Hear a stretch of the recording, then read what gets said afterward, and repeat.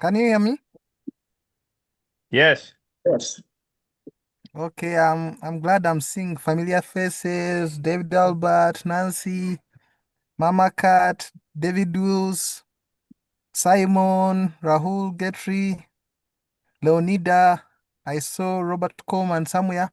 It is a pleasure to have you all today, this evening. And EVN welcomes you. Our agenda for today will be as follows.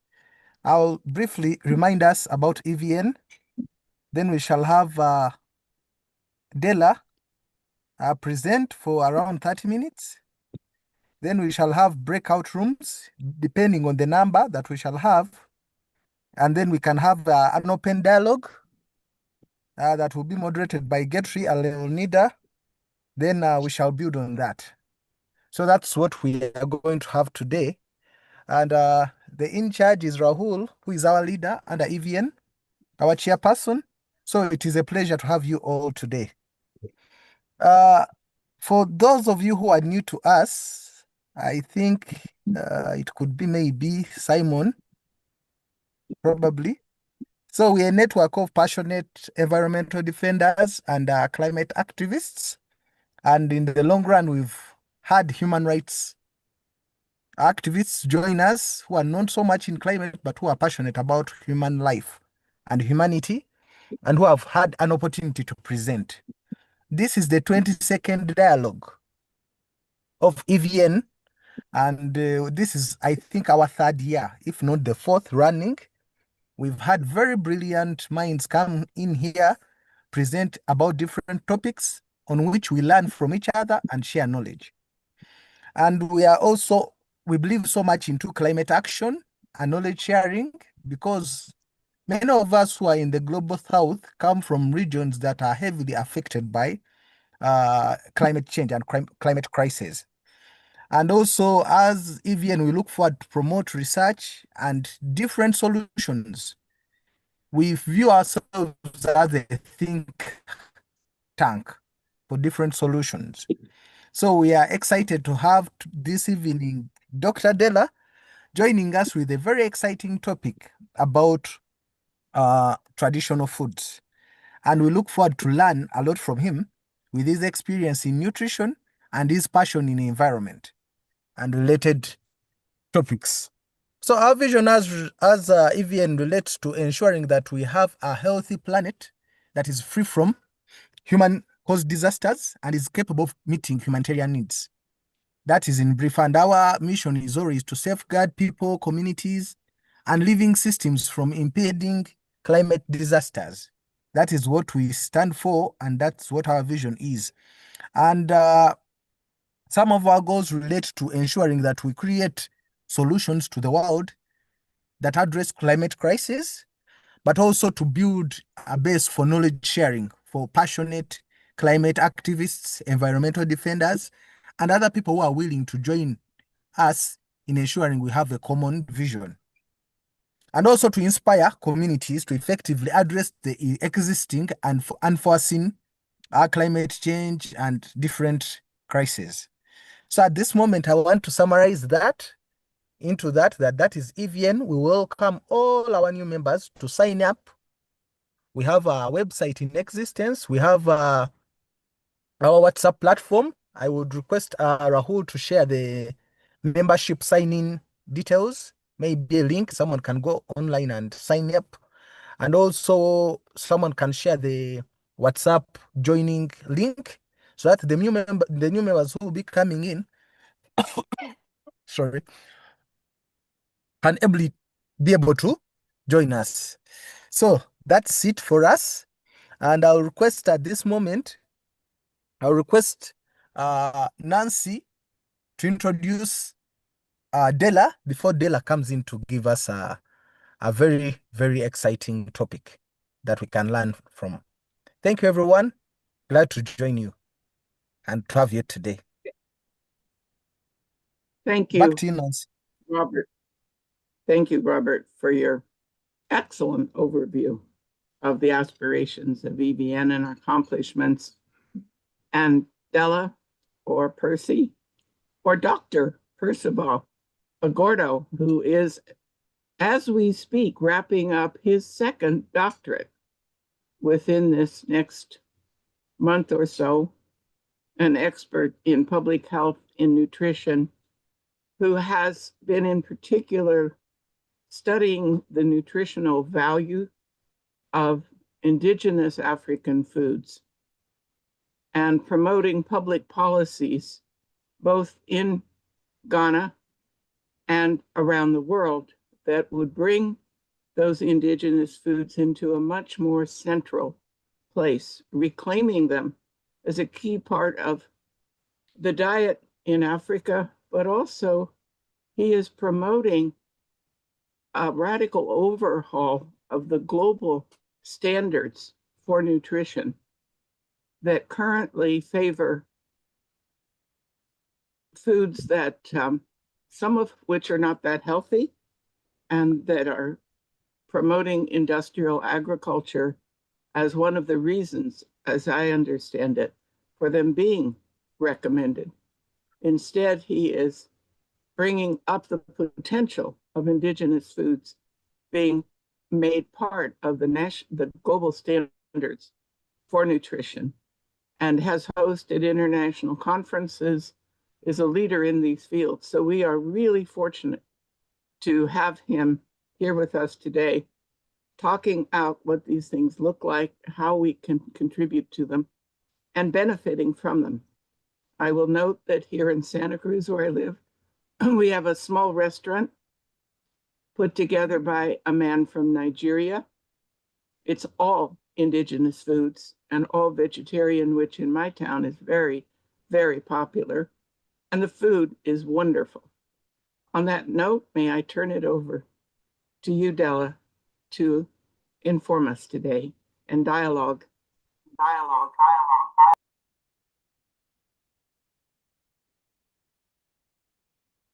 Thank you so much for those very kind words, Nancy. Moment, I wasn't sure if that was me that you were speaking about, but I'm grateful. Good afternoon from Ghana, and good morning, and good evening wherever else you may be in the world. I'm happy to be here. This will be my second opportunity to speak to this August team, and for me, it's an honor. I don't take lightly at all. Just to say that because of the bandwidth, I may have to put my video off so that I can hopefully allow a more fluid conversation. But I have two accounts on the call. One I will be projecting with, the other one because the volume microphone is better on this device. So bear with me. So I will share my screen shortly.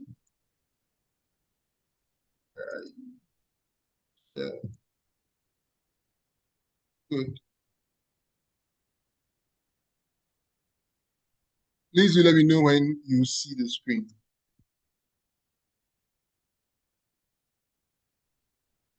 Loud and clear. Yes. Yes. Lovely.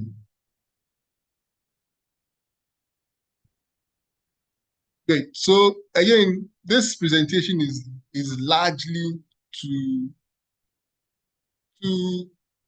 my aim really is to start a conversation and start an awareness and try to get us to begin to think about how global food recommendations or dietary recommendations or diets are made.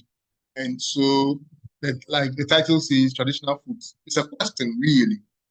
But the goal is to try to achieve a better planet that will sustain our lives for generations to come. And so I'm going to try to do that in stages. But before that, let me just try and set the background for this conversation. So this infographic is from the World Health Organization, and literally it tells us the basics of healthy diets. And the understanding is that if you have about up to 10 to 50% of a meal being protein, and about 15-30% being fats, and it used to be 45 to 65, but this infograph suggests 75% for carbohydrates. Then you are most likely meeting 80 to 90% of all your nutrient needs, because then these macronutrients will contain several of the essential micronutrients that your body will need. And the recommendations generally suggest that you should reduce or limit unsaturated fats and trans fats to under 10 and 1% respectively, and to limit free sugars intake. Otherwise, reduce your added sugar intake to less than 50 grams per day. And salt to just about a teaspoon or 2 grams per day. So this general healthy eating guidelines. And you'll find this theme across several national eating guidelines. American food pyramid has these concepts well embedded into it. I mean, several other ones. Ghana only recently launched our national food-based dietary guidelines in 2023. And to a very large extent, these concepts are predominant in them. But the question in this conversation really is this: what is the place of traditional diets in these recommendations? We do know that the evidence have demonstrated that traditional diets play a multifaceted role a very critical role in human health, especially because that is what people are born into, and that's what people are exposed to right from there. But evidence has also shown that these foods tend to be overlooked in many recent publications or recent global recommendations, and yet we do understand that local and traditional food systems are really deeply connected to balanced diet and dietary health. So as much as possible, I try to provide the evidence to suggest that, or the references to support the claims I'm making. And because I'm trying to achieve a balance between a strictly scholarly conversation and as well as a more practical conversation. And I hope you appreciate that. Now, we do also know that the traditional foods tend to be have largely been displaced by the modernized and global diets. And I'm sure as we go along, the conversation will come up regarding the role of big foods and corporations in these conversations. And so then we found that as people's traditional foods people begin to eat less and less of their traditional foods and more of the globalized diets, then the link to adverse health outcomes is proportionally increasing. And that is where the concerns are. So we are looking, especially in the global south, we're looking at issues of undernutrition, stunting, micronutrient deficiencies, and even diet-related chronic diseases. Okay. Right. Now, and these negative effects tend to affect the population rather negatively, and it's exacerbated by high poverty rates, especially in the global south.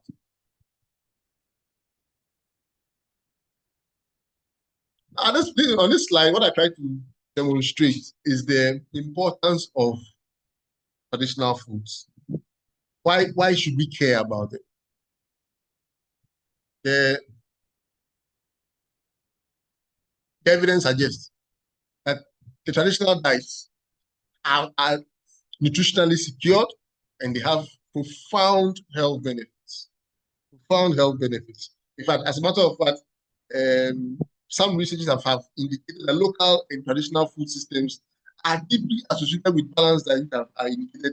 And these systems actually tend to rely heavily on the diverse agricultural practices including the production of traditional crops, intercropping, and sometimes high agricultural biodiversity, which is the bedrock of food or dietary diversity, and which increases the chances of consuming nutrient-rich diets, and which is what the traditional diets tend to have.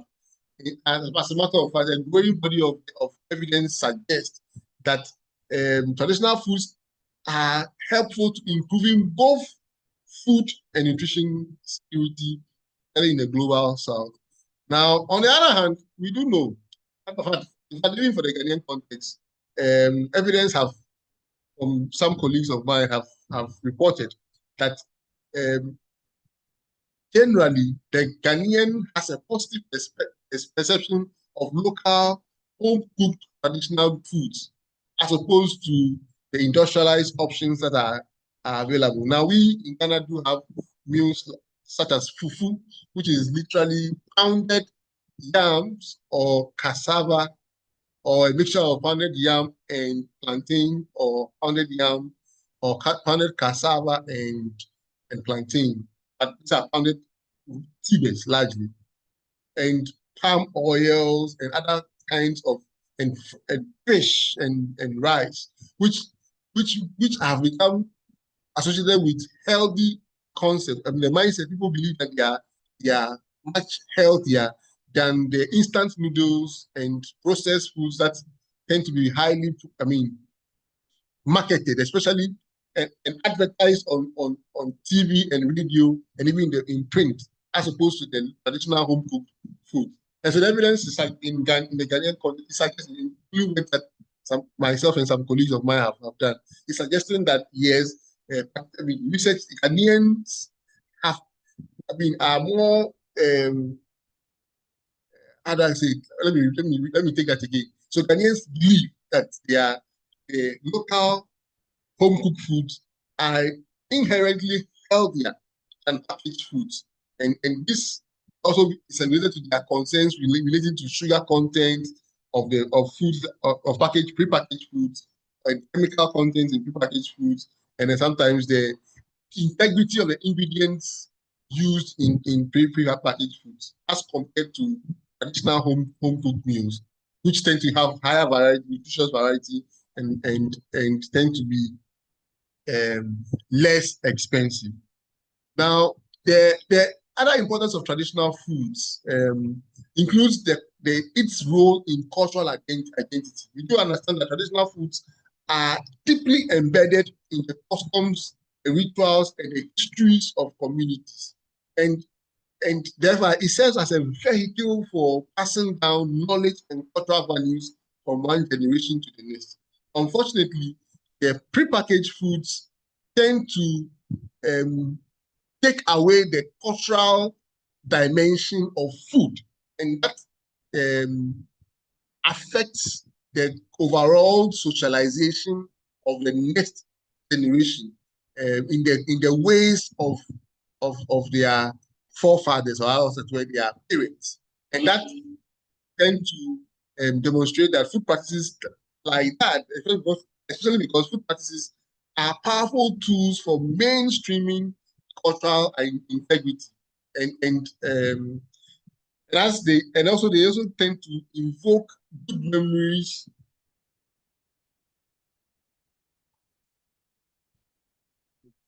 They also tend to invoke good memories, and they also ensure that individuals, understand their true cultural heritage, and that alone puts traditional foods in a very high pedestal as compared to the commercialized and foods or prepackaged commercial foods.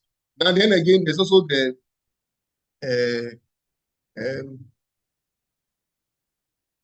environmental sustainability that is associated with traditional foods generally, and agricultural resilience. So you are looking at issues of agro-biodiversity, for example, where the production of traditional crops or crop varieties contributes to regenerative agriculture, so that farmers are able to go back season after season to produce prioritized crops that continue to regenerate the soil, So if that one planting cycle, I'm glad the Perma Guidance Foundation's members are on this call. So after each planting cycle, the next planting or crop that is planted refixes some of the nutrients that the previous plants that have been done may have used up. And that is something that the traditional knowledge has been consistent on over time. And then, of course, that has demonstrated to have sustainable ecosystems. I mean, because this is typical of traditional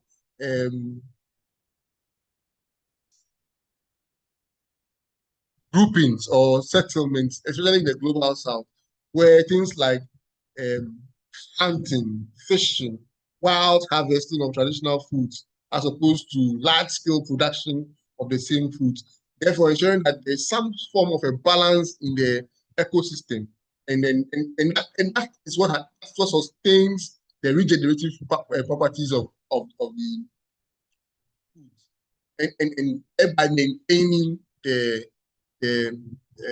health of the planet. Now, basically, what I've been trying to say in the past few minutes has been that traditional foods are not merely a source of sustenance. They tend to represent a very critical nexus between the human and the human being and the environment. And when they are actually traditional foods, some of the true benefits include the fact that they are nutritionally well balanced generally. They reduce, they are associated with reduced diet-related diseases, and also serve as a cornerstone for cultural identity and social cohesion. Now, I just said that. Good. So I'm going to next step. Now, on this slide, what I'm seeking to do is to bring to 4 examples of some of these traditional foods, especially across sub-Saharan Africa. So in West Africa, for example, typical foods include the cereals, which is the rice, the sorghum, millets, the corn, which is eaten by a large, practically everybody in West Africa, in different dishes. And the cereals, the roots and tubers, the yams, cassavas, potatoes, and the starchy fruits like plantain, they tend to be very rich sources of proteins and carbohydrates, particularly. And the legumes, which are available in the West African region, tend to be associated with very, very, very significant proportions of proteins, 10 to 20%, as opposed to the 10 to 15% recommendations of the WHO. And then just about under 35% as recommended by the WHO as well. So then you can see that these traditional sources tend to have very high, very rich sources of the major macronutrients. Now, things like eggplants, tomato seeds, okra, leaves, peppers, and peanuts also quite important in the traditional Western African diets. And these are all rich in whole grains that are usually rich in, some are fermented and offer very high nutritional value and high benefits as well. And therefore, they are actually very helpful in management and control of obesity and cholesterol-related non-communicable diseases. In Eastern Africa, including the Horn of Africa, similar foods are there as well. There's ergo, fermented dairy, ititu, there is plant-based foods including injera, chemita, and then the leafy green vegetables, amaranthus leaves, jutes, sweet potato leaves, cassava leaves, and all of these actually contribute to the rich source of beta-carotene, folate, vitamin C, and related calcium and iron, which are all important for managing blood or erythropoiesis. In other words, important for blood formation and maintaining or reducing anemia levels, and also have good antioxidant activity.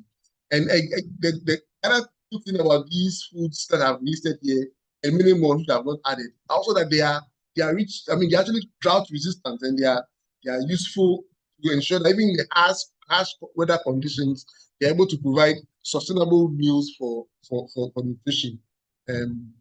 Now, Southern Africa has similar foods, including the vegetables and the cultured milk, and they also have quite a good, also a good source of the B vitamins and C vitamins and antioxidants and calcium and iron. Again, the Central African, they have a rich variety of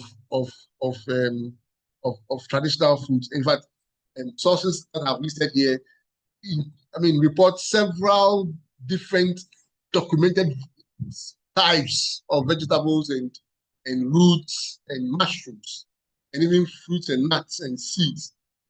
So much that I'm unable to list them all. But then, essentially, the variety that's available is amazing. What I want to highlight is the wild foods like larvae, which is harvested to support the protein intake in the Central African region. Sorry about that. Now, so, the takeaway from these is just these points I want to make. That number one, traditional foods are consistently provide large amounts of essential nutrients.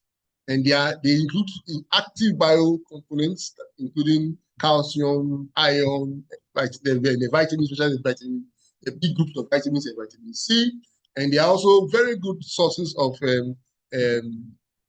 dietary diversity, because then the diversity is wide, including whole grains, legumes, vegetables, fermented foods, and even wild foods that are wildly harvested foods, which increase the diversity, the dietary diversity of the consumers. And then that they are also indigenously native, and they are usually well adapted to the environment of traditional people, and thereby tend to be more resistant to pests and harsh condition resources. And overall, these foods also tend to improve physical, social, and spiritual well-being. And it's the World Health Organization that defined health in 1996 as not mere the total physical, mental, emotional well-being of a person, and not just the mere absence of disease. And so, if we are looking at health in that composite definition, traditional foods tend to provide more of that, rather than just looking at the malnutrition component alone. And of course, this leads overall to disease prevention. But then, in spite of these benefits, traditional foods don't get promoted as much. And that is the crux of this conversation. Why is that so? My thinking is that perhaps there's this drive towards a universal dietary advice for the world. A universal dietary advice for the world. So we are all at a point where there is this entity, or there are this group of researchers, and they probably mean it well, they have good intentions, but seeking to treat all settlements, all communities, all peoples equally, which you have good intent, but then suggesting that a universal dietary advice is applicable, or may be potentially applicable to all persons. And here, that is the recent one, started with the Eat Lancet report, first in 2019, that introduced a planetary health diet. And then in 2025, the report was updated, and that is the motivation for this. So the question for reflection as we move along, and I'm hoping to learn your views on these, is this: are universal dietary guidelines truly universal, or do they risk overlooking vital aspects of local food cultures and justice? You may share your initial thoughts in the chat. I'm happy to review them and discuss them as we move along. Now, so from this point, I'm going to try to address this discussion in 3 sections. I would And as on the slide, I will pick it up from there. So the first, the global control of the universal dietary advice. Now, the Eat Lancet report, again, I said it was initially first published in 2019, and then the recent update in 2025 by the Eat Lancet Commission. And the primary goal is to secure human and planetary health by addressing critical issues related to dietary health, environmental sustainability, and social justice within food systems, which is a well-stated, in my view, aim. But what is the planetary health diet for those who are not, who may be hearing for the first time? So the planetary health diet largely is a diet that suggests that the bulk of our meals should actually come, over 50% of our meals should come from fruits, or half of our meals should come from fruits and vegetables. In fact, the planetary health diet is literally a plant-based diet plan. And the goal is to say that 50% of your meals should come from fruits and vegetables, non-starchy fruits and vegetables, non-starchy vegetables and fruits. Then the rest should be, the all other ones should be as minimal as possible.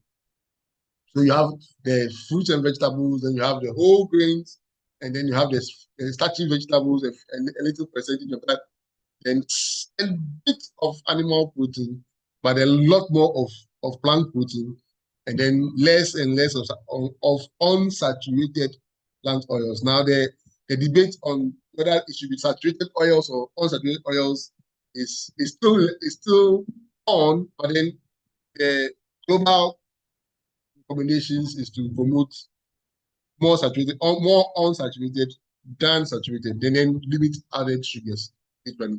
Now, why was it important that we have to update the first report and add the second one? The report suggests that they are acknowledging the changes in the world post 2019, especially the economic disruptions that occurred post the COVID, and then they are also aiming to call for a global transformation, a global food transformation, which is yet to be realized. And so this report seeks to encourage or aim for healthy and sustainable and just food systems. And my emphasis on just, I'm sure we'll get to that in a bit. Now, so the report literally suggests, I'll just run through this quickly. The report, expands the initial planetary health diets concepts and highlights how long established or traditional that can align with the planetary health diet. But that is just all it does, how it can align. But that's not emphasizing it more. Now, also discusses integrations with just food systems. In other words, ensuring that there's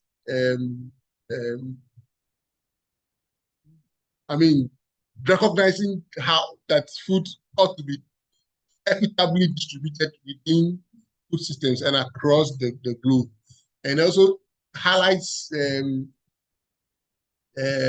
state of the global food system, across 9 planetary boundaries. And it also goes on to report that the current food system, so across 9 planetary boundaries. And it also reinforces evidence for the planetary health diet, which is the plant-based diet I described previously. So in others, and then the data it reports suggests that 27% of all deaths globally the planetary health diet could prevent about 27% of global mortalities. Now the planetary health diet has 8 key priority solutions. Number 1, to create food environments to increase demand for healthy diets, protect and promote healthy and traditional diets, and that is the crux of this conversation. And then to implement sustainable and ecological integrated practices to promote healthy diets, and to among other things, secure working conditions, decent working conditions, ensure meaningful representation for all persons and to protect marginalized groups. So that is that. But it introduced a concept on justice, which I find interesting, and tends to and actually does a good job to separate justice into three types of justice: distributive justice, which concerns the fair allocation of important resources; representational or procedural justice, which focuses on the decision-making processes and power distribution and the protection of freedoms in the food system, the global food systems, and the recognition of justice, or cognitional justice actually, which recognizes the diversity of intersecting in identities that shape the cultural and spatial context of food. In other words, it's striving to a society where people of all social groups can participate as equal. Beautiful ideals.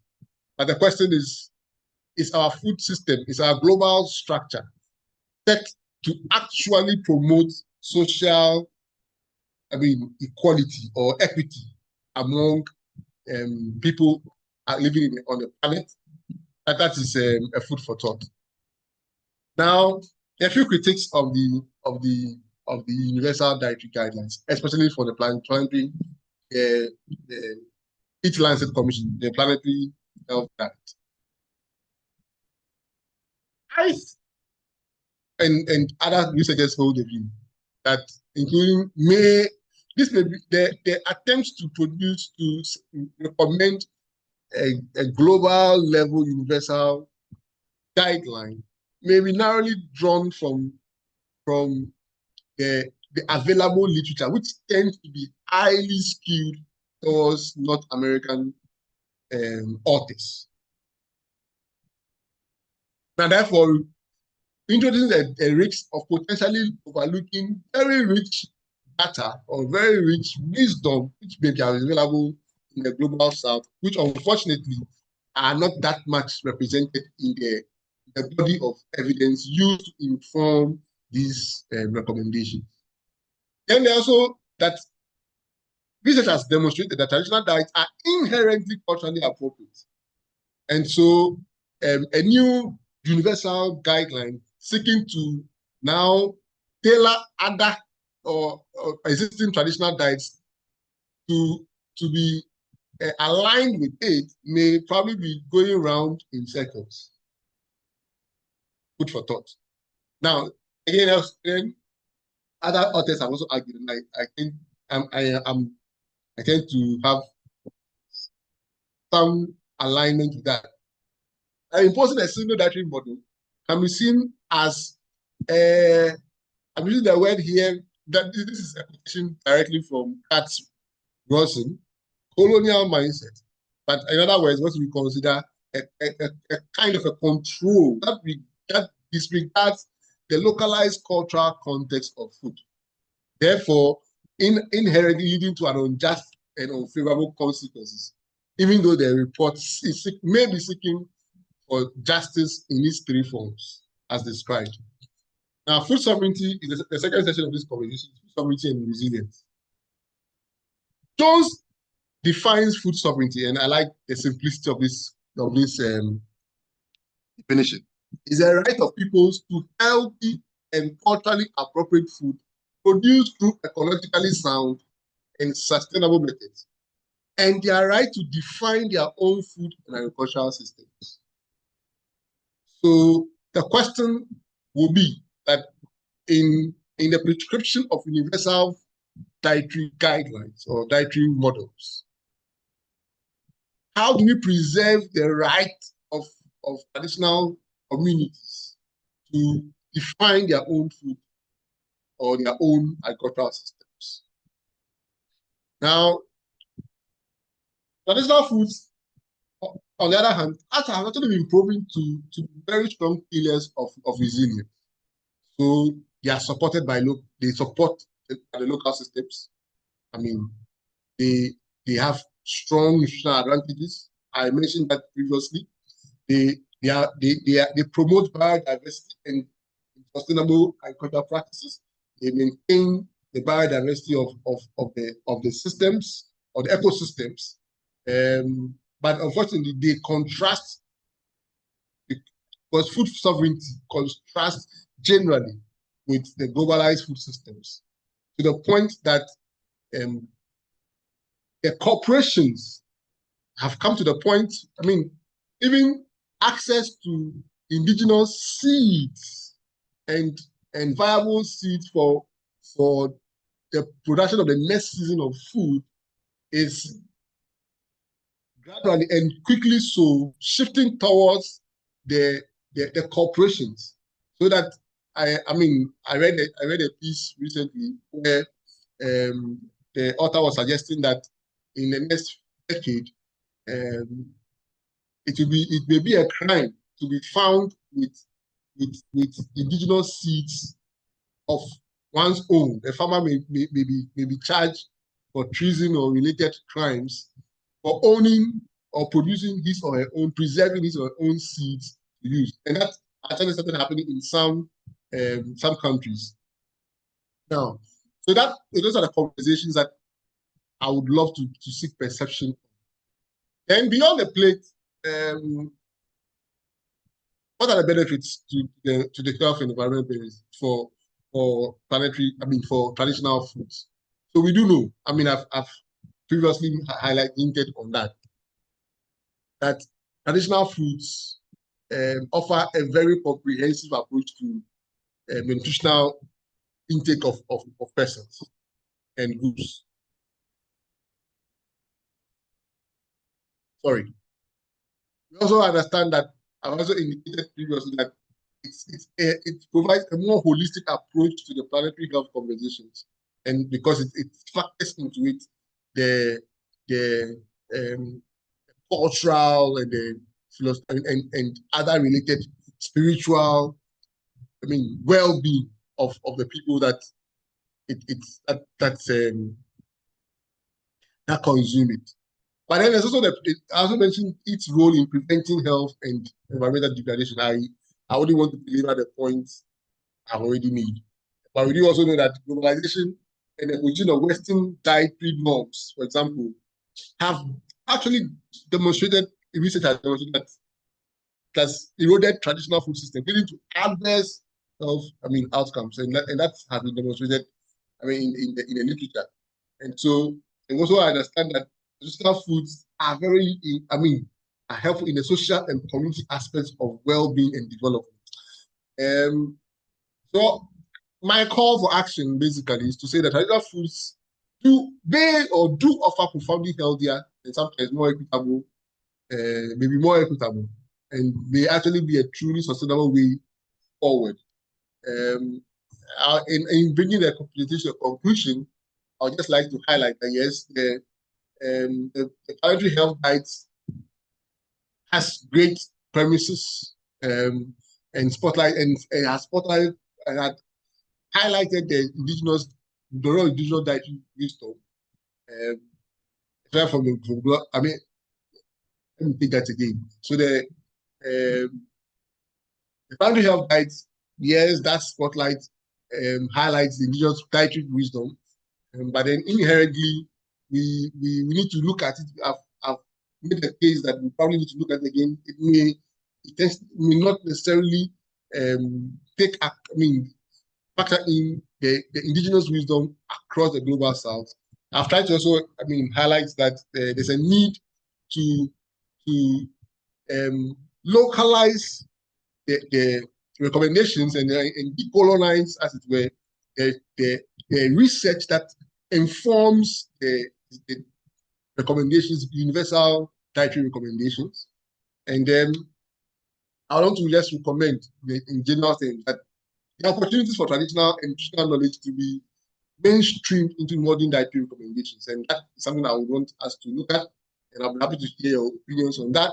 And I am advocating strongly through this presentation for the decolonization of nutritional research and policy. But that affects the cultural sensitivity, to highlight that and to ensure that it's culturally sensitive and locally adapted for dietary frameworks solutions that are recommended to us. These are some resources that I'm happy to share with those who are interested in knowing more, and then we can continue from there. Thank you very much for your time and attention. I'm happy to listen to your comments, suggestions, and questions. Over to you. Well done, Dela. It was such a very Very rich nice. presentation. A lot of wealth has been shared. So, colleagues, at this moment, I just wanted to, because does the number we have allow us to go into breakout rooms, or? Yeah, so if it does, I'll request Rahul and Isaac probably to help us, take us in breakout rooms. We discuss building on Dr. Dela's presentation. Then we can come back for an open discussion. Yes, Billy Givet, do you have a probing question before we go for the breakout rooms? Yes, Richard, if I'm granted. Yes, please. Come through. Thank you, Dela. I do have a question. I have observed that those in the Asian countries and also in West Africa have a tendency to consume a lot of pepper in their meals. They like eating spicy chili foods. Should we consider pepper to be a traditional ingredient, or what is your take on consuming a lot of pepper in our meals? All right, so thank you very much, Billy, for the question. So pepper in general terms is a condiment, and it's I mean, generally you consume pepper to taste. I mean, to one's own taste. In Southern Africa, I know, has very little tolerance for high spices, and so yeah, I mean it's part of the vegetable group as a condiment, and it's rich in the vitamins and the B vitamins and C largely. But of course, you only are able to consume as much as you are able to tolerate, and because it's a condiment, it is not really considered that much as a high source of nutrients, but it does contribute to some vitamins, especially the antioxidants. I don't know if I've answered your question, Billy.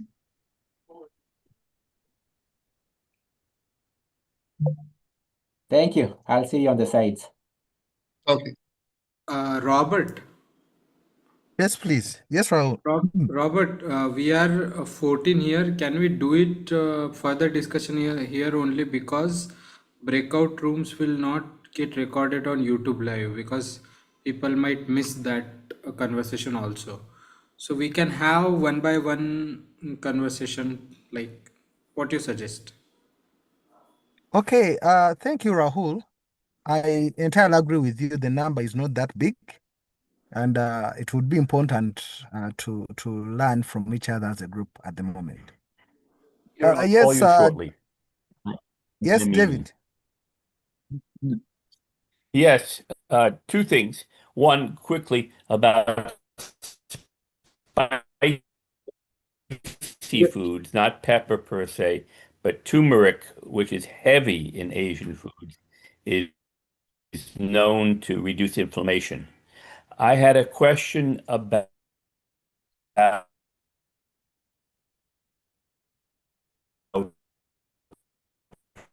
You're breaking up, David. David, your bandwidth isn't working. vitamin A, which is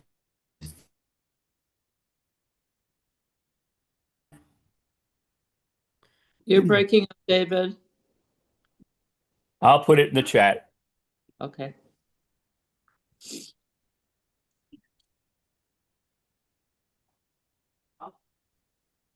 I have a question.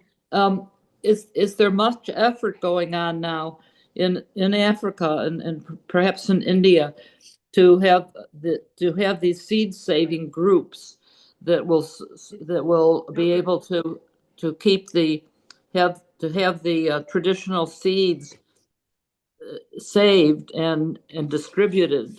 That's one of the things that is happening here in North America, and it seems to be taking hold in terms of people being able to have access to the more traditional seeds that are particularly adapted to certain areas of growth, certain regions, and that would be something that would be a good addition to the permagarden groups that are starting up, is to be able to have some access to those seeds for their areas, so that they could start growing the things that mattered. I'm always struck by the fact that growing something that is large and that is big and can, if you will, take up space in a person's stomach. Sometimes there's a tendency to grow those kinds of things rather than the things that can really help most and have the most nutritional value.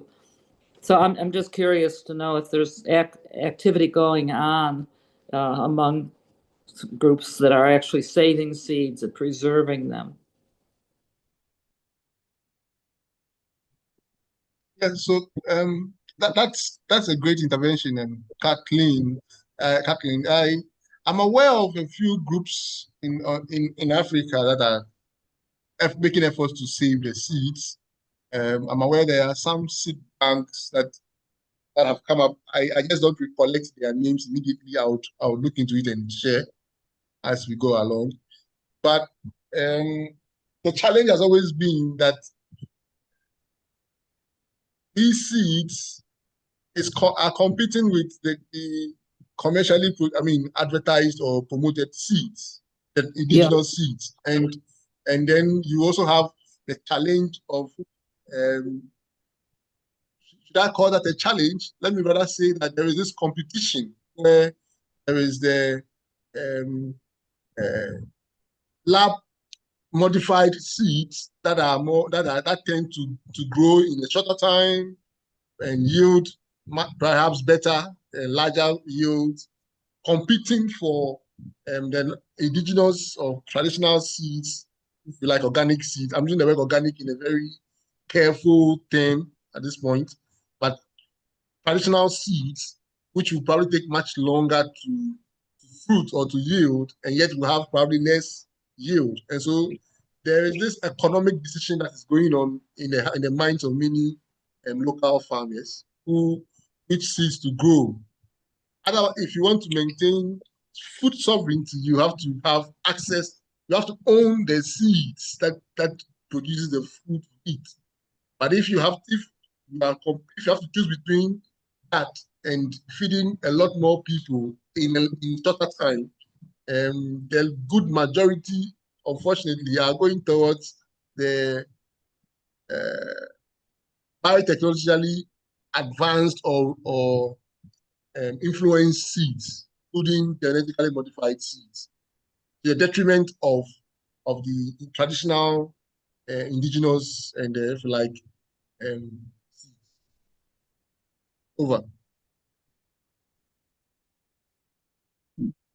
Okay, thank you. Okay.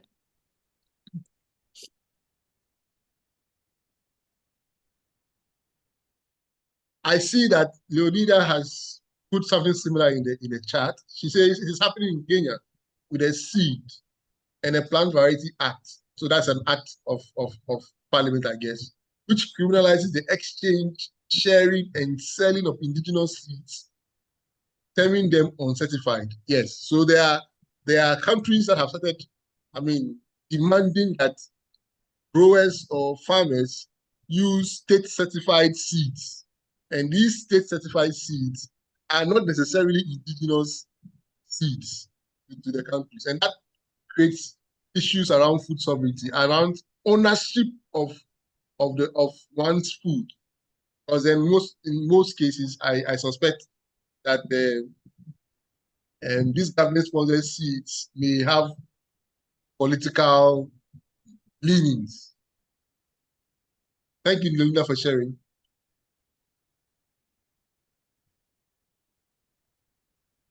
Yes. I'm not a moderator, but Robert Coleman's hand is up. Yes, I just put in the chat 2 links. One is an article on on and about the organization that has been the international treaty upon which these kind of new, very oppressive laws have been created. The Union for the Protection of Varieties. It sounds like a very, very good thing, but it's actually the opposite. And there is a movement to stop that and protect the seeds. So that speaks a little bit to, I think, Kathleen's question. And I think those would be a few good sources for consideration. Thank you. Thank you so much, Robert. I mean, this is well received. And colonization never really ended, did it? I recall in prepping for this presentation, the discussion on the use of the word colonization. But yes, it probably never ended. We need to probably be more open about the conversation. So on the one hand, we are saying everybody needs to be treated equally. But then on the other hand, the systems are not, the starting point is not equal for everybody else. So until we are willing to be open about these conversations and remove those barriers to segregation and just to differentiations, we probably will not are fighting a losing battle, in my view. Over. Thank you, Della. Friends, good evening, good morning to some of us. As we continue discussing, I'm looking at some of the questions our key speaker wanted us to explore so that it can also guide our questions and our discussion. These were supposed to be done in the breakout rooms, but because we're just in the same room, I'll go by questions to just hear people's thoughts on some of these items. Our first question, in what ways can protecting and promoting traditional dietary patterns contribute to limiting transitions to unhealthy consumption patterns? I think from his discussion, it can give us guides on how do you see this transition happening? And I think our discussion can look at either that and take us into deeper discussion so that our facilitator can find himself also exploring more some of the hidden information in his mind. So the floor is still open for all of us, and karibuni.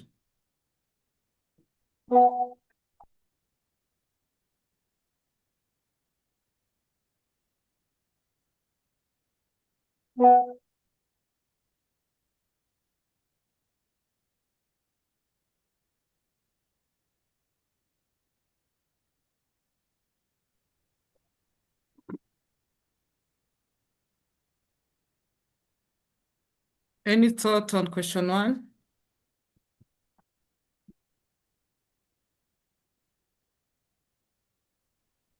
I have a couple of thoughts that are Yes, Nancy. maybe related or can be related to question 1. If I start by saying, kind of flip it a bit and start with recognizing that there are 2, possibly 3 forces driving a tendency globally to move towards unhealthy consumption patterns. Part of it is the push from well-financed commercial organizations to promote those things that support the industrial approaches to agriculture and all that goes with that. And you all know what that is. And it's partly promoting it, advertising it, It's partly, as Leonida pointed out, actually getting governments to set requirements that promote unhealthy consumption patterns that are industrially and commercially based. It's also cultural. There's not just the advertising, but this whole notion that somehow foods that are urban, that are processed, that are more appealing. I remember when I was living in China that the ideal thing to take a date, if you had a date, you'd go to an American-based pizza place, because that was culturally something that was a very fancy thing to do. And a close friend of mine from China who studied foods in sub-Saharan Africa she did her dissertation, in fact, studying how when there was more money available, people didn't buy healthier food. They bought the more expensive, but again, culturally prestigious Western diet kind of thing. So how to address that is what I'm reading that first question. In order to have the healthy indigenous foods, it has to be protected, understood, and promoted. But how do we promote it to push back against the legal, commercial, and cultural forces driving consumption of unhealthy food? And I'm putting that out there. I don't have a particularly good answer. One tiny answer is, to the extent that people see as more prestigious foods that are eaten in the global north. If global north diet gets healthier and prefers indigenous food, as I see happening here in Santa Cruz, which is not typical. It's a very atypical community. But part of it, they've been successful in making movies and TV shows and so forth, where the lead characters are enacting the new behaviors that you're trying to promote. And there's a lot of research that can actually help change perceptions. So maybe one of the things to do is to go to the entertainment media and help promote the indigenous foods are not as perceived now the foods of poor people who don't know any better or can't afford the better, but the opposite, that this is the cutting edge of new, sexy, prestigious foods that the actors and actresses in the TV series and so forth are eating. That literally came out of my head just now. I'm done.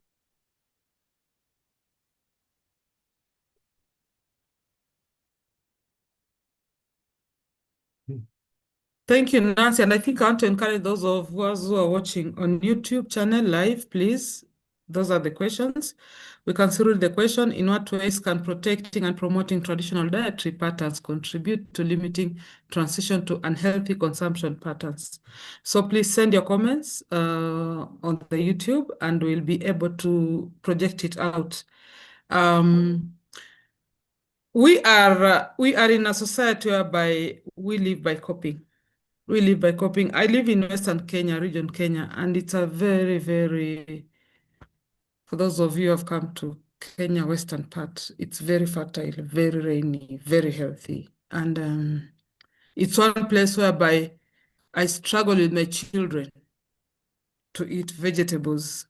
I struggle with my children to recognize traditional food, because all they see is, I saw a star eating in KFC, and so they want the KFC style. There's this thing that has come in the market, Indomie. I think it's from which country? It's kind of all the children in universities and colleges are not able to cook because it's just something they'll warm water and use it. And I think that's why we're looking at how do we make ourselves bring back the pattern of where I came from, because I'm looking at everybody in a way that if Leoma decides to make dinner today and a friend walks in, they should be able to find your plate with all this traditional food. What does that mean? It means that the change has to begin with me and you, so that we can slowly transform what others are looking at. And for EVN, because we are not just listening to ourselves, even the YouTube listeners, we are opening a room that we can have a continuous discussion. People need to respond about this, because this is what is killing us. So thank you, Nancy, for the comments. Any other thoughts? Yes, Robert, come on. Karibu. Karibu. I think that since there are organizations that are almost full-time focused on trying to deal with this, it's important to align with them.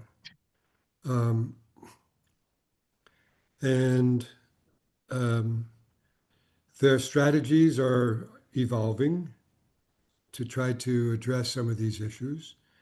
If you open the stopupov.org website, you'll see a poem. And it's very communicative because it talks about our ancestors. It talks about the power of seed. And, how does one re-establish and re-elevate the appeal of the traditional diet? And calling it traditional diet is good for the academic community, but there's a need to really understand that we're talking about the next generation and what it is that they might want. The other problem is that there's a loss of memory of these things for multiple generations. The longer that there is a farmer community that is working for those external forces of big agriculture. There's a very insidious effect from not having a control over what you grow. And so those are things that are really part of the equation that was addressed by Percival, the very, very real reality of the numbers of farmers that have lost the ability to even decide what they plant.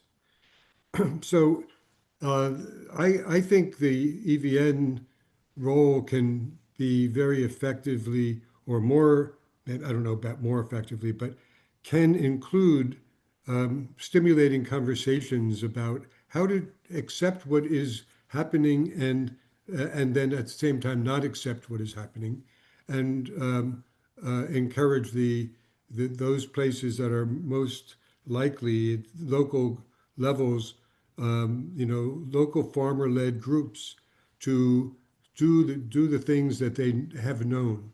And I do know, having been over there, that there's a whole host of farmers that are working very hard to maintain the traditional knowledge and practices.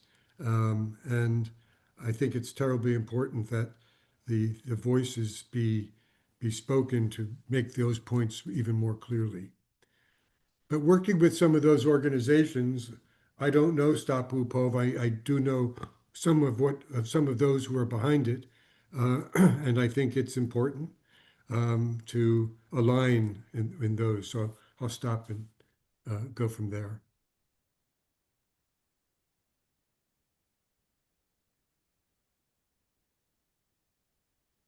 Thank you. Yes, Kathleen. Yes, I'm wondering how much effort it would take and whether it would be feasible to try to work with the elementary schools and their curriculum to make some of these kinds of changes. The younger generation, I think, can have an impact. It takes a while, but what children learn in school, they take home to their families. It worked that way here in the U.S. It worked that way with smoking. Children started to push on their parents to not smoke, that were worried about their parents' health, and that information came through the school curriculum. And I don't know if that's something that could be enacted over there. It's a little bit of a longer term solution maybe, but it's about changing. It's not just about the food or the seeds. It's about changing people's minds. And how do you start to change their minds about eating what's healthy and make that and to have the culture move toward in that direction more. So I'm just thinking, if there's a way to work with the young people about it, that's something that could be, maybe could be a way to begin, at least. That some of the indigenous foods might be a little more healthy than a Big Mac.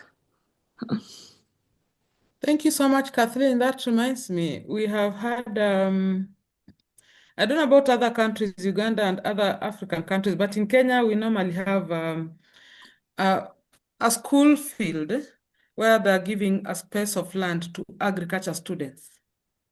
So it's a project that is done yearly, but the government detects what should be planted. Now, since last year, I've been working with at least 3 schools and a group called the Money Club, which is a peace club. We are planting yams for income generating with students.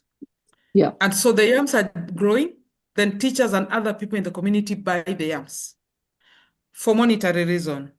But now talking about this and looking at what Della is saying is how do we divide some subsection of these ages to have various kinds of vegetables and talk about it. And I think when you do that, for me, especially the primary school children, they get so excited. They get into it. They want to make a difference. And you'll see children really liking that. So that is one of the things, using schools is one of the, a changing system and a transformation way of looking at it. Yes, I saw David's hand, and then we'll go to Nancy. Papa David? I'll pass to Nancy for the moment. Okay, Nancy, are you ready to go? I had taken my hand down because you were kind of saying, but I'll go ahead and reinforce it, that we're really working hard both to promote clubs, peace clubs and climate clubs that Getri and Leonida are very, very involved with. And that these food stories, just make that a key part of the club programs, but you're already doing it and you already said it. So I took my hand down. Okay, so what I wanted to say is we worked with some perma gardens people in Rwanda in particular. This is where I know it from. It's probably true for Isaac's area too, but the people have forgotten even how to cook vegetables. They're growing them, and some of our perma garden people have had to hold cooking classes because the people's memory of cooking vegetables has disappeared, and it's wonderful to promote strategies that work for people who at least have enough income to theoretically be able to change their diets. And then we have some people whose income levels are just so low that it becomes very, very difficult. Can be done, but will take time. I was talking with my adopted cousin, Dr. Gaudamy, who's working with very poor people in Jackson, Mississippi, in the U.S., where 85% of the people are below the poverty line. And their diets are just abysmal, And so they're going to try to work on community gardens, but we should note that of those 85% of the people, almost none of them have any gardening experience at all. Thank you. Thank you, Kemi. Kemi. You're muted. How do you spell Kemi or Kimi? Kemi. Thank you. Kemi, Yes. welcome. Yeah, I just want to back on the one who said about the mindset and what I've observed with, for example, the African community is that you find that this unhealthy habit, for example, starts with poverty and that level transition between poverty and having it or being wealthy, because I see most families, for example, associating unhealthy food with poverty and being rich, for example, because some of us or some of the kids, when they grow up, when they see other people, for example, eating pizza, they know that is being healthy, right? For them, but associating it with being rich or having it. So for us to get away from that, maybe it's the parents who needs to have that awareness of what is healthy and not being rich or having it, not associating the two. Because when you find, for example, someone eating a lot of starch, for example, because that is what they get, that is poverty and that is what is available within them. So trying to shift that as they grow up, because once they have what, or they can have, or they can afford, they have money to buy whatever that they can get, they associate that with, they forget about the healthy eating and the unhealthy eating with the poverty, that transition. So I think when we try to start from the family setting, the parents educating and the awareness of getting to educate their kids right from what they provide at home, maybe that can help. That's my take. Thank you so much, Kemi. That reminds me, it's a two-way traffic. We struggle. For us, when you're rich, you're buying your own death, because then you want to have these world-class special meals, while the poor eat actually very healthy, which is different when I visited the US, because you'll see the poor people will get the cheapest meal and they'll go for the junk food. By poor, I mean the homeless people and probably people are not able. And so this is a place where we need to look at where is it training and how is it training, and how is our status relate with the food, because it's been expensive in so many countries. While as we can afford it, but we feel like it's fancy to get where those people are. And in this situation, it's Western.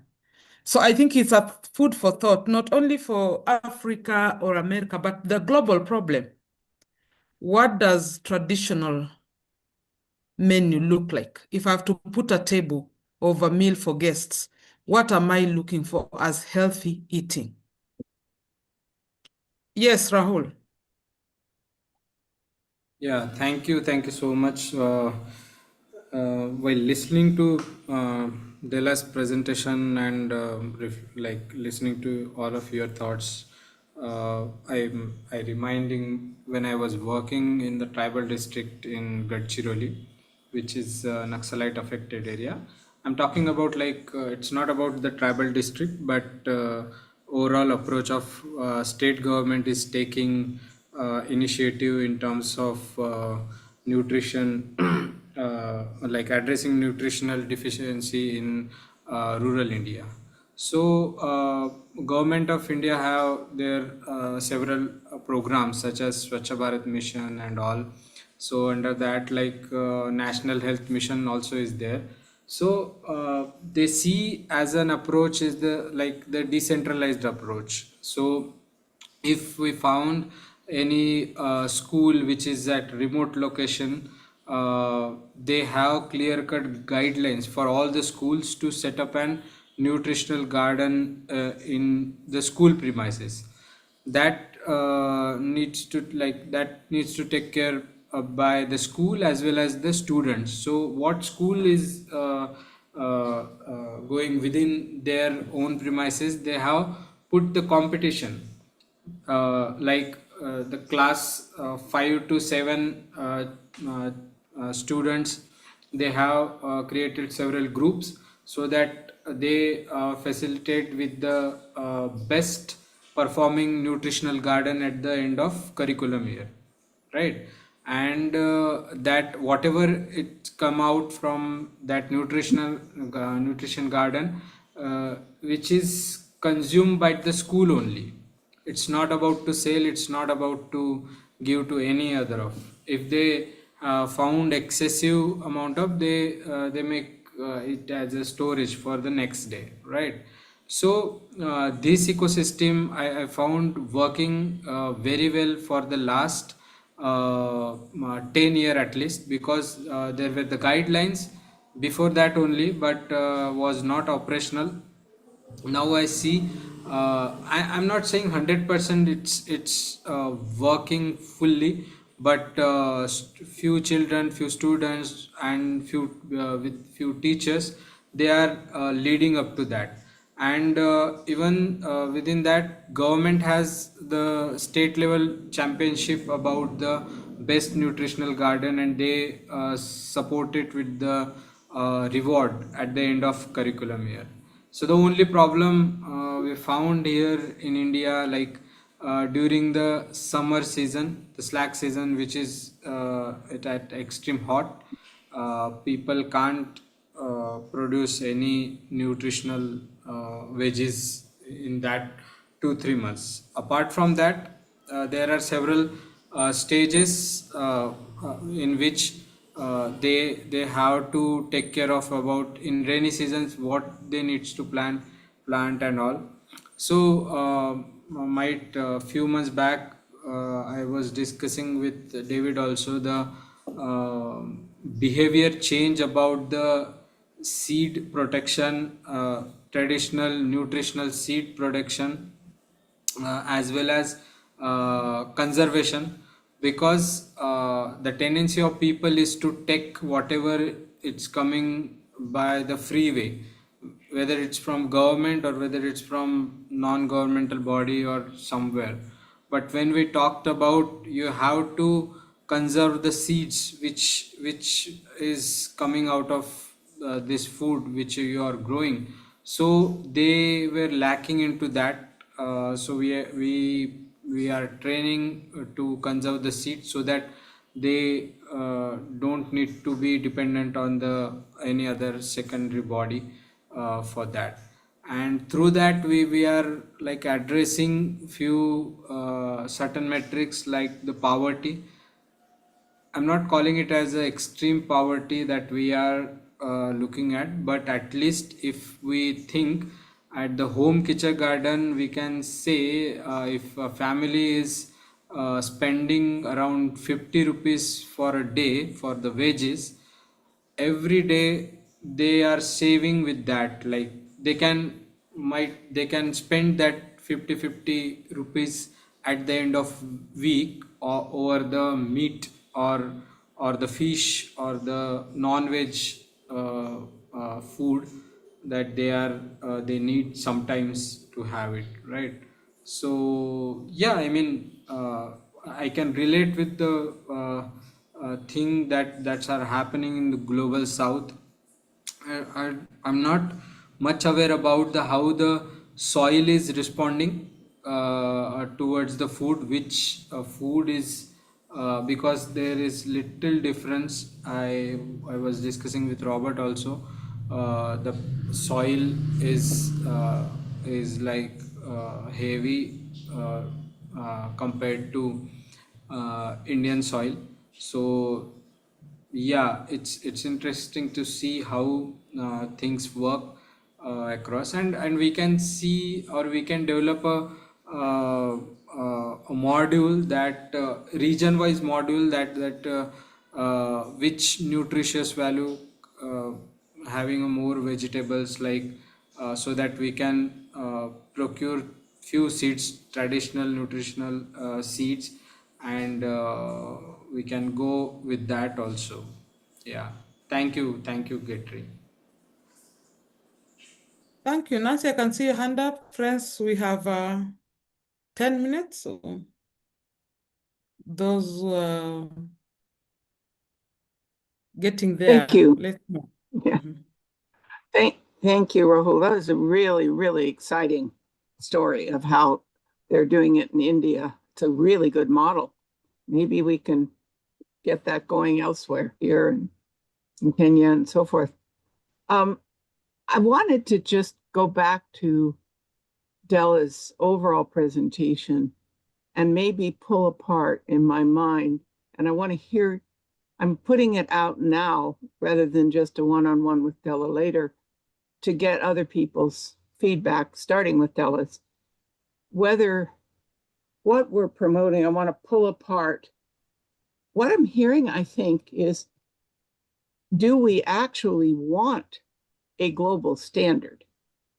The standard being what is really healthy, that is science-backed, as Della was saying. What does a healthy human being need nutritionally to grow well and be well? And that's a global standard that is scientifically backed and presented, however it's presented in different contexts, that should inform policy. And distinguish that from what should be in that standard and who sets it. And is that standard being driven by commercial interests or by a genuine concern for human needs? And do we put that standard together by coming together across the different cultures and traditions? And a third separable question, given a standard and given that it's a good standard that we've arrived at in an equitable way, what foods are recommended? And there we're talking about, depending on the culture, the history, the land, which examples are offered as healthy foods that meet those global they meet the global standards for health. All human beings need it, but these are the foods, as he was listing it in the PowerPoint, that in this part of the world are used and can be recommended elsewhere. So Americans get to find out about these great foods that are grown in Africa, and can they grow them locally and eat them locally? So that's what kinds of actual dishes are recommended. And then a fourth separable question is, what kinds of government policies, economic policies, media policies, and so forth are driving the actual choices people make? And fifthly, what are the things that need to be saved and renewed, whether we're regenerating soil or regenerating culture, saving seeds, saving the skills of cooking, saving the skills of farming? And lastly, something not particularly mentioned under sovereignty, but it's the other piece for me. Who owns the land needed to grow the food? What skills and policies save the land, renew the soil? But you have to own it, or at least you have to have it, your ability to work it and use its products protected. Because all over the world, as Robert Corman was saying, if you don't have the ability to control what you grow, whether you do or don't own the land, etc.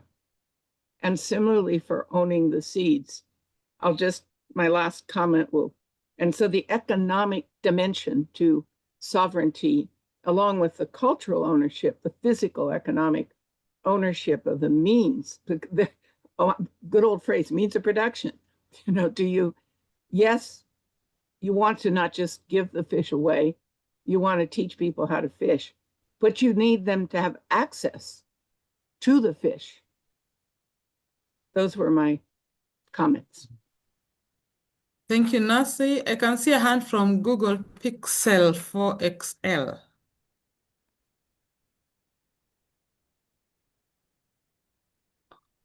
Thank you, Getri. That's me. I'm just sharing some. Sorry, it didn't come out as Leonida. Sorry for that. Just sharing some of thoughts that I have in terms of how do we popularize traditional food. First of all, we could organize food festivals where people come together and prepare their traditional food, and community members get to taste it Oh. and actually appreciate it. That can be one. The other would be working with schools because we know that, for example, in Kenya, children are always eating cabbages every week, you know. So how about introducing traditional food? Research has confirmed that indigenous food actually are more nutrient dense compared to eating cabbages. So the other thing will be working with the community health promoters, particularly for nutrition aspects of children under 5 and also lactating and pregnant mothers, because we know that whatever the mother consumes is actually what the unborn child is also consuming. Then there's also need for intergenerational creation of intergenerational learning spaces, particularly in relation to food, because in the past, like in African tradition systems, we used to have to go you'll go to the all the children would go to their grandmothers in the evening to listen to stories. Perhaps we can also look at having stories where we talk about our food systems, the economic aspects, the cultural aspects of our food, and also the medicinal value of the food, because in the traditional African food, what we consume is not just food that it's to fill the stomach. It actually has medicinal value. That bitterness in the traditional vegetables actually the medicine that protects us from so many ailments. And then, of course, the other thing will be to document existing community foodways, because, like for example, in Kenya, we have 42 plus ethnic communities, and each one has its own food system. So when we start to document this, you're actually going. It's one of the ways that this can be popularized, and then also working with the chefs, so that they can popularize the different dishes, and use advertisements. For example, having a chef come on national TV to just talk about this is how you prepare this particular traditional food. And lastly, maybe working with influencers, because as you mentioned, when an influencer is taking KFC, so many children, so many families actually opting for that. But then how do we introduce influencers to actually start creating a brand for indigenous food? This will actually also bring in more market demand for food producers. And lastly, we need to start saving our indigenous food, indigenous seeds, because where does the indigenous food come from? It comes from the seed. And we need to really, counter the legislations that criminalize saving, sharing, and exchanging of indigenous seeds, because that is actually crippling our traditional food systems. Thank you. Thank you, Leonida. Leoma, then Robert, then Kathleen. Leoma, can you go first? I'm noting that there's so many aspects to this. There's the whole aspects of growing the food and and how it's marketed and all the rest, so that there are many different ways in which to approach how we can do it. The one little piece I'm going to add is from the aspect of eating the food, that our bodies actually have the capacity to recognize what's good for us. Excuse me, what's good for us, but this is overridden by too much sugar. I mean, I don't know if the foods that are commercially pushed in Africa are ones that are also heavy in sugar and things like this, that the body goes for kind of from some sort of emergency system addiction, yeah, so that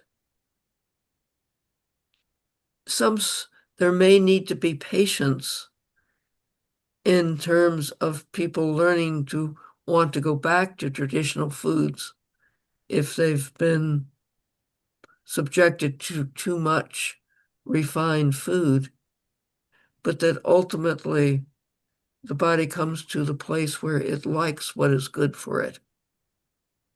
And it takes a certain amount of time for that biological transition to happen. So persistence is part of it all. Thank you, Lioma. Then I think we need to have another presentation on the ratios again of what needs to be eaten in what quantity and what amount. Robert Coleman? Thank you, Getri. You know, things are not good. The degree to which the soils have been depleted, the air has been affected, the water has been affected, all of it, and then again, as we mentioned earlier, the memory of how to do it right has been affected, and there are people who still do it, and they have to be supported. But we're really talking about, because it's gone so much in the wrong direction, we're actually talking about the marketing of a social idea. The idea of traditional food. It's alive and well in some places, but it's almost fresh idea in other places. And I remember decades ago when the AIDS epidemic hit, I involved Motown, the music company, to have certain singers be focused on AIDS because they would be listened to. So I wanted to just make a pitch here for the arts, for the role of artists and dancers and poets and musicians of all kinds to reorient themselves too, to get the message out, because that is something that people do listen to, especially young people. That's my point. The role of the arts can be leveraged in very positive ways, and it can create political power around the issues that we're talking about. Thank you, Kathleen. Yes, I was thinking about, the ways to gradually introduce some of these things. Someone was talking earlier about the loss of memory, how to use the vegetables that are traditional, that have grown there over the years and generations. People don't know what to do with them anymore. At my farm, I had a farm for 25 years, and we had a CSA there. A CSA is community supported agriculture, where people buy into it, and then they get a banana box of, big box of fruits, vegetables, and some flowers every week for about 4 months. This went on all through the growing season, and a number of vegetables and fruits that were unusual. We planted it in our garden, and we would include them in the box. One or two things that people were quite unfamiliar with. They may have known the names, but they had no idea how to cook them, and they had never eaten them or tasted them. So one of the things that we would do is to include in the box a recipe for these unfamiliar vegetables. So something that tasted good that they could use. And so if some of the people that are getting at Permagarden, if they're getting some traditional seeds, if they could, if there's literacy there, that they could either have a recipe for them, not just how to grow them, but how to cook them and eat them. That's an interesting way, a slightly subversive way of getting people to change their diet. My comments today have been directed primarily at some way of integrating the permaculture group with this. with introducing new seeds and new vegetables. That if we could do that, it's just, person by person, village by village, doing something that changes the lives of individual families. And that can certainly make a difference globally if we keep pushing that and that moving in that direction, I guess is what I would say. Thank you. Thank you. Thank you so much. That means a lot. Yeah, we had a gospel musician who is he's blind, but he does songs in Swahili. And so when the video thing came in, his name is Ruben Kigame. There's a time he was trying to vie for presidency, and then he did not make it. But then, and the point is, when he was singing a song, there's one of the songs that he had to use puppets of carrots dancing to his music. And then finally he says the closing part, like, let our children eat enough carrots. Whatever this means in his life, it's just not known. But I mean, him putting up that kids really liked the music, not really listening to the message, but looking at how the carrots are dancing to the music. So I think when Robert Common was talking about art and music and what these are things that will encourage our young people to try it out. We had a song on pumpkin leaves. We call it Seveve. Until there's a time Trump was quoted saying that he wants to come to Kenya and eat msheveve. This is, I mean, Del, I don't know the position of pumpkin, but pumpkin is a very healthy veggie. And it's a traditional vegetable. I have my seeds that I never borrow any of for the last like 7 years. When the pumpkin itself is grown, I remove the seedlings, dry them, and eat the pumpkin. And then I still eat the leaves with my ugali. So I think this is something that can be doable. Going back is not that difficult, but it needs some commitment to it. We are getting there, closer there, and I want to get ourselves, I want us to be hooked up on either follow up our YouTube with our, you can follow through our website. Keep listening. We have so many interesting topics. We have the next speaker, which I think, was it Robert or Nancy is going to talk about the other speaker of our next session for next year, next month, which is February.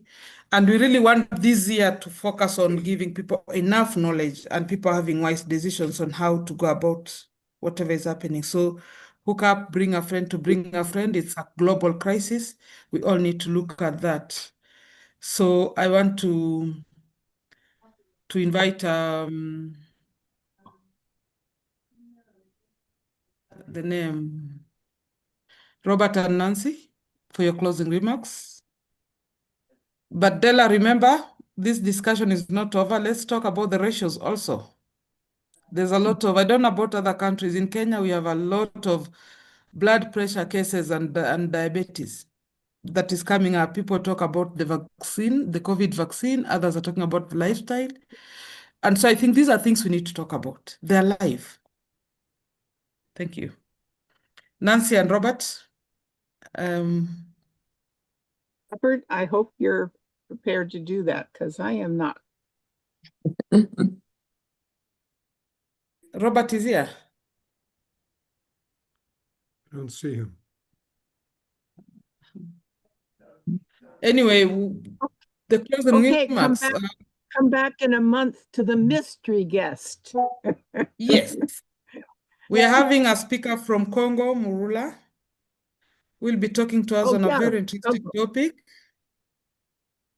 Let And David, I'm looking forward to advertise. Maybe David could say a little about Murula. I'd forgotten that was who our speaker was, but I'm very excited to hear him. And David always has wonderful things to say about him. So Murula is an extraordinary individual. He worked for years in the city of Bukavu and worked on green enterprises and green business, including taking 55% of the organic waste of the city of Bukavu and with widows from the war and youth turning it into smokeless briquettes. He has a black soldier fly project that has been very successful in Bukavu, and then introduced wall hanging gardens where in the urban slums where there's no land to plant on, but he's taught mostly children to use milk cartons essentially to grow food on the walls of the urban slums. However, you should note that he had to flee from Congo. He was a marked man. He was very well known. And when the M23 and ilk came through and controlled Bukavu, they started taking young men out to shoot them. Um, and he figured he was next. Um, uh, Good for Good helped rescue him, got him to Rwanda, where he's currently living. I'm hoping, but not clear yet, I'm hoping he's going to be going to Uganda to help with new briquette programs and some other green business initiatives with our friends there. So stay tuned. He is available, however, by phone and video and whatever where he is in Rwanda, which I'm not going to say. Yeah. Thank you, Papa David. So that's a very exciting discussion, February. So again, as you can see on our chat, we have a YouTube channel. Follow up, subscribe, invite more friends. This video, this link, this conversation on this Zoom will be saved so that people can go back to it. Having said that, I think friends can leave at their own pleasure. And those who want to hang around and continue the chat, let's do that. May I ask again if you're able to, specifically Robert, Leonida, and Getri, and Della, who are involved in this other project, and I have a deadline today to meet. So I would love to be chatting with you, at least briefly, about that.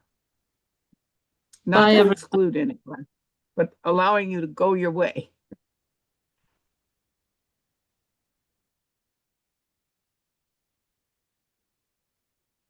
Della, thank you so much for the presentation. I mean, it was hooking up. I loved it. Yes. Thank Wonderful. you so much Thank you so for much. the conversation. And I'm really glad that we had so many feedback. Enjoy your morning, your afternoon, your evening, and hope to see you next month. And please prepare for the ratios. Now that we have the traditional menu, prepare for the ratios of how people should eat so that I don't say I'm a carb person and I eat a lot of bread and then you forget the other part of food you need to eat. So Certainly. we'll have a lesson on that. Thank you. Thank you. Thank you, Dela. Thank you so much for the exciting presentation. And Rahul, thank you for your leadership today and your excellent facilitation, as always, Getri, and yours, Robert. Thank you, Nancy. Rahul, thank you for staying up this late. Yes. Thank you. All right. Well, you were smart. Should I stop smart to recording? start- Yeah, Yes, stop please. recording. Is it okay if whose Zoom are we on? We're on the EVN link, but is it okay if we use for a few more minutes? Yeah, we can wait for a few more minutes. I think you wanted Leonida, Robert. Leonida, Della, you, and Robert. We're on the EVN link, but is it okay if Okay. we for a few Rahul, please save the YouTube so that people can always go through it in the morning. Yeah, I am figuring out. Can we stop this meeting and again join because We YouTube join Live is again. there. Yeah, I'm ending this can I- meeting. Oh, Okay. okay. Can I use Yeah. at once this is ended and coming back? Can I use the same link that we had before? Yes, yes. Or Yes, yes. Okay. Same link, same link. Yeah. okay, thank you.